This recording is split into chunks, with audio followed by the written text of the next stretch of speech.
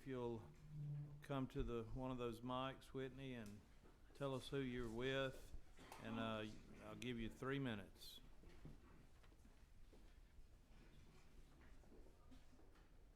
Hopefully none of those minutes count getting into the rolling chair.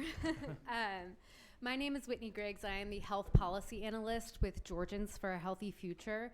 Georgians for a Healthy Future has been working on ACA implementation in the state of Georgia since the law came into effect in 2012. As Greg mentioned, we have also had navigators on staff on and off for almost every year of marketplace enrollment. I myself have also served as a navigator during those tumultuous early days of healthcare.gov, so I'm very familiar with the system. And our executive director serves as a consumer representative to the National Association of Insurance Commissioners and lends her expertise to this issue as well. We've talked a lot about the benefits of a state-based marketplace. One of those is the money that we would save on the user fees. In 2020, the user fee that we paid for operating healthcare.gov in Georgia was about $84 million. So it's a significant savings that we would see. And the idea is that states take these savings and invest them in marketing and outreach programs, cost-saving programs such as reinsurance programs, which Georgia currently has, and use that money to make a system that is much more usable for Georgians. But along with those cost savings come a lot of work for states, and it's not quite as easy as cutting ties from healthcare.gov, saving that money, and kind of going out on your own. State-based marketplaces are extremely time and cost intensive to run.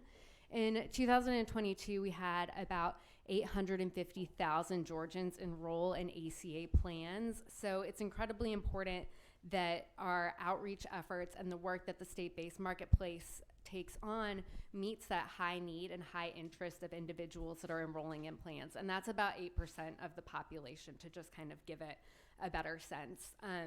One way to think about state-based marketplaces and the federally facilitated marketplace is the federally facilitated marketplace is a 2022 Honda Accord with GPS navigation. You know how to drive it. Your grandmother can drive it. It gets you there. There's no problems with it. A state-based marketplace is a manual vintage Porsche. It's a lot more fun to drive. You don't want to give it to your grandmother to drive. You don't want to give it to your sister. If something breaks, it's a lot more difficult to fix, and it takes just the right driver to operate it. But when you have the right operator, it can be a pretty fun car to drive. I don't know that health insurance is that fun.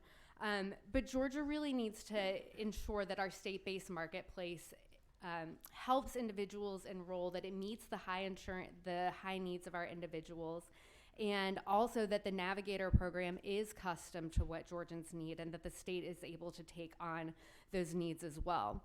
DOI will also need to hire and maintain a full-time staff to operate the state-based exchange.